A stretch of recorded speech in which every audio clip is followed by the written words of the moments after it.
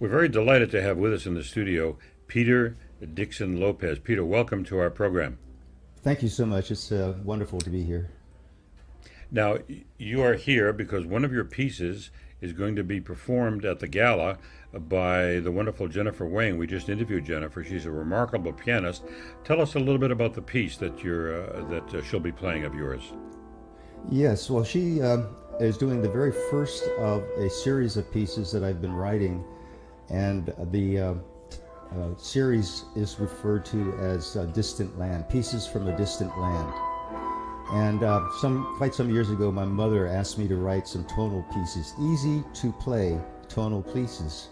And so this was the very first one that I wrote for her, and apparently I didn't get the easy to play part of it.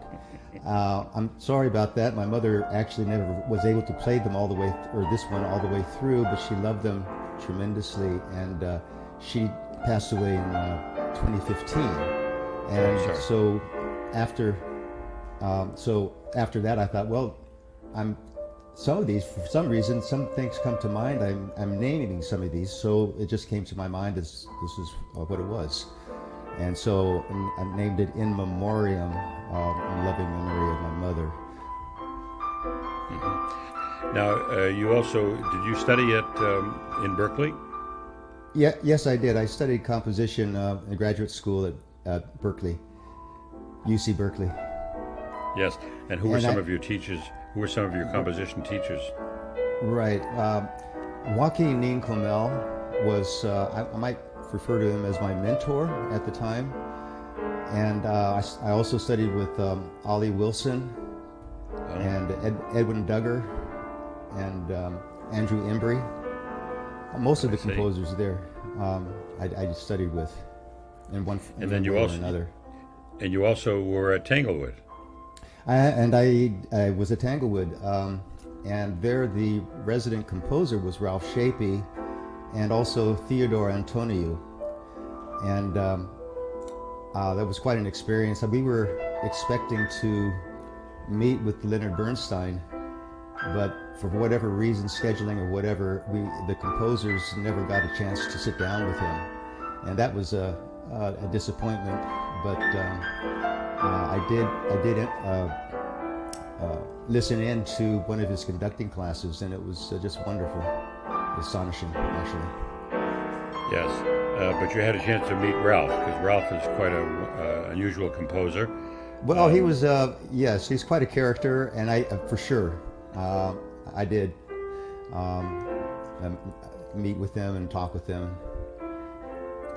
Yes, I knew Ralph. I lived in Chicago for many years.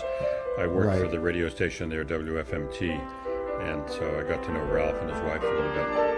Mm-hmm. Yes. Now, you've recently had a world premiere, I understand, with the Sydney Contemporary Orchestra in Australia. What piece was that? Well, this was a piece for a piano and string orchestra, and actually it was done twice. In 2017, I played the first 4 portions or sections of the piece, and then in 2018, they didn't have time, or I didn't have the score finished in time to do the entire piece, so they wanted to do the full 8 sections that I had at that time. So it was performed again in 2018, sections 1 through 8, and the piece was called Vision, Visions of and Reflections of Nocturnes. Now, before we let you go, I want to know about some of the works that are on the Navona record label that you've had released. Those are your own compositions on the label? Yes. Actually, the very first one that was done, it was a reissue of about a 40-minute work for male voice and chamber orchestra, and that was about a 40-minute piece, and I did that back in 1979, 80, in that time frame. And Navona wanted to release some live recordings of performances, so I had this one. They didn't have apparently time or whatever to put the entire piece on there, so I made a 20-minute extraction, which kind of it did shorten it a bit, but it was fine. And that was the first one. The next one that's coming out, actually, I think it is out and will be on streaming, is a piece done for string quartet, amplified string quartet, and electronic devices. And that was actually recorded by the Sirius Quartet. I think they're here in New York. So that one's being done and actually has been recorded. And I think in another week or two, the ad's going out to gramophone or something. And wonderful. And then a third piece that I actually, there's a third one, which is the very same piece that's being performed on this concert, was just recorded also by Navona Records. And just this single piece, just one by itself, to be released as well. Well, Peter Dickson Lopez, we're delighted to have you here. We're very much looking forward to the performance of your solo piano piece tomorrow by Jennifer Wang. We appreciate your time, and we'll look forward to. I'm going to be looking for your music on streaming. Well, thank you so much, Steve. Much appreciated. Thank you very much. Take care. And we're delighted to welcome to the studio Jennifer Wang. Jennifer, welcome to our program. Thank you very much for having me. Well, we're delighted to have you. Now, Jennifer, you are a remarkable pianist, but in this program tomorrow at the gala, you're going to be in the role of accompanist. So tell us a little bit about your history as an accompanist. Yeah, so I've been accompanying for many years now, since I was a student at a Manhattan School of Music.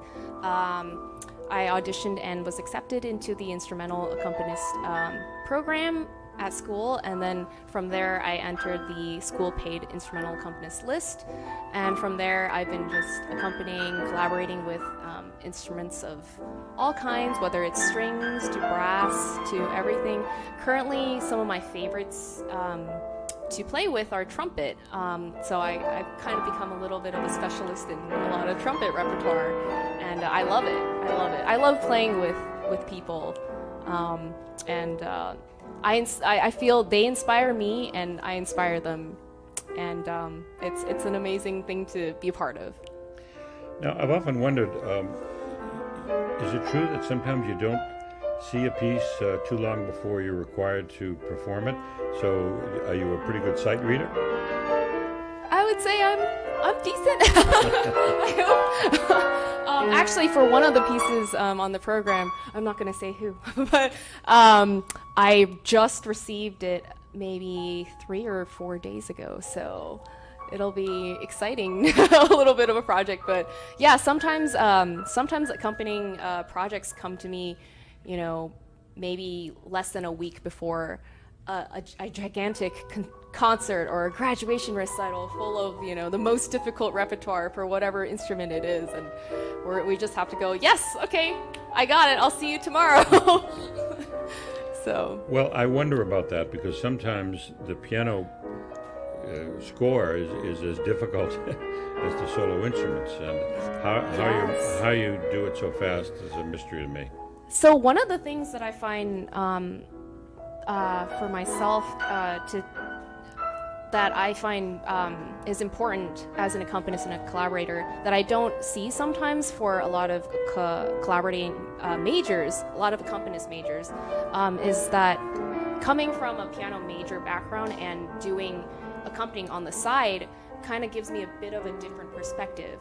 And in that I mean that for a lot of for example, like you said, there's a lot of parts in the piano sometimes between the soloist and the piano part where the piano is actually much more difficult or much more intricate, and it's there's sometimes pieces where I feel like I'm playing a Rachmaninoff concerto while the trumpet or the violin is playing a beautiful, simple but beautiful melody while I'm struggling behind the scenes. But I love it. I love playing Rachmaninoff-esque things while supporting the soloist.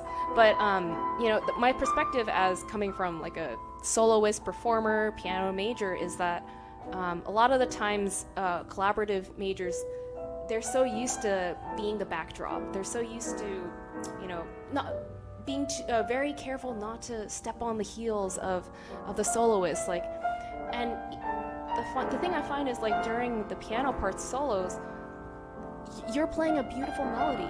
Bring it out. Like, I want to hear that so much. And when the soloist hears that too, they realize, you know, it's not a one-way street. It's a two-way street. We're working together.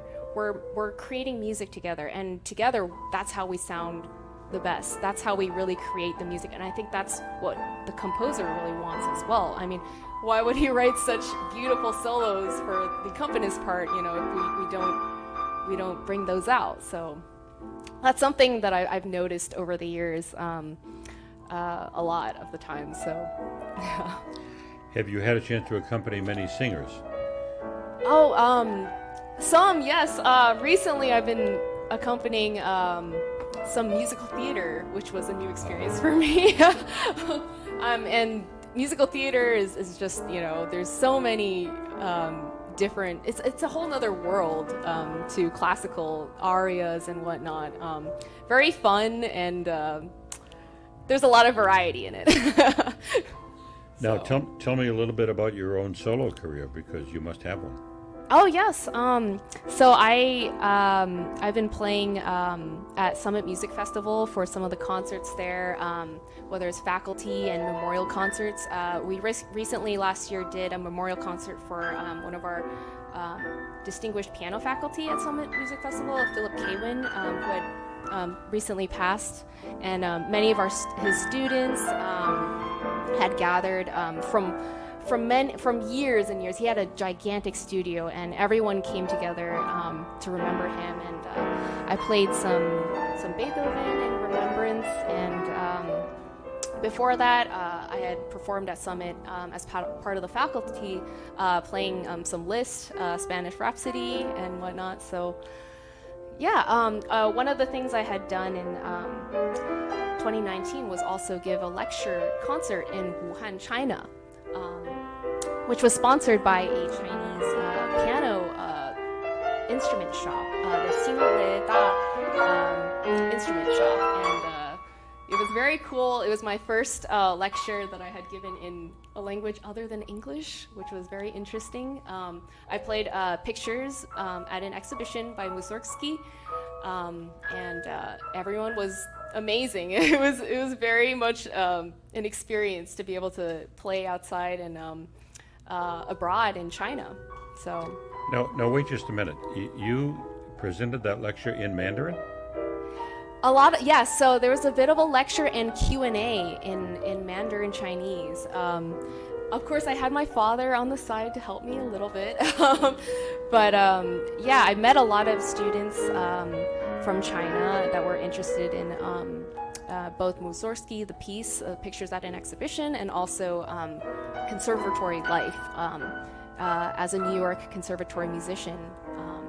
So yeah, it was a great experience. So did you go up learning both languages? Are you bilingual? Yeah, I would say I have working proficiency in Mandarin. Yeah, so one of the things that my parents always said when I was growing up was that we're not going to send you to Sunday school necessarily, but the way that we'll teach you Chinese, because many people ask, like, oh, like, how is she able to speak, like, without going to school specifically for Chinese? One of the things that we'll do is that for the important things, we'll use English. For the non-important things, we'll use Chinese. That way, if things mess up, you know, the non-important things, even if they're in Chinese and we mess up, like, they're not important. It's okay. And maybe you can't answer. Do you speak Chinese with an English accent? Oh, that's an interesting question. To my knowledge, I've been asked if I'm from Taiwan. I've been asked, if I'm from some other provinces in China. It seems to me that my accent is good enough to pass for the first meeting, at least. Usually the first question is not, is this a English accent Mandarin version? So, yeah. Can you say something to our listeners who are Chinese who might want to hear something in Mandarin? Oh, of course. 大家欢迎，谢谢你们听我们的直播，谢谢我的家庭和朋友都是非常对我有很多帮助，所以呀，欢迎大家，谢谢。Yeah. So I just thanked everyone and my friends and family for supporting our broadcast and being there for us. Yeah. Yeah. I've had the pleasure of going to China 3 times.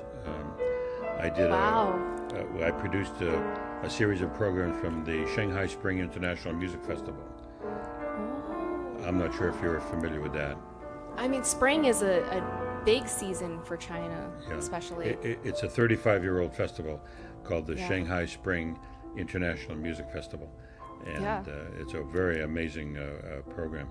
And I got a chance to work with the conductor, Yu Long, if you know Yu Long. Yulong? Yeah, or Long Yu, I'm not sure which one. Yeah. So that's very wonderful. It's great. Now, to conclude, I know one of your teachers was the organizer of this gala, and she is the moving force behind all of this. Her Yes. name is Anna Uspenskaya. What was it like studying with Anna? Oh my gosh. With Anna, I love Anna so much. I love to say that she was like a second mom to me in some ways, like a second musical mom. She was amazing as a teacher for so many years. And I remember telling her, like, as a kid at one of the student recitals at the end, I did a little like dedication speech, and I must have been, maybe like 7 or 8 years old, but I went up on stage all nervous and just went, the best teachers don't teach from any book, they teach from the heart, and that's my teacher, Anna. And yeah, that's how much she's been there for me, for her studio, for all of her students. She's a force to be reckoned with, and we all know it. That's quite a statement for a 7-year-old. Yeah, it was. I felt like invincible in that moment. I could say anything, and then when I saw her face, it was priceless. Yeah. I'll never forget that. Well, Jennifer, thank you so much. We're looking forward. You're going to be quite busy tomorrow at the gala. I understand you'll be accompanying 6 performers. Yes, I will be, but it'll be a fun time. I'm looking forward to working with everyone. Everyone's so talented and so hardworking. It's exciting. Well, Jennifer, thank you very much for your time. We look forward to hearing you and wish you the best of luck in your own career. Thank you so much, Steve. It was a pleasure. Thank you, Jennifer.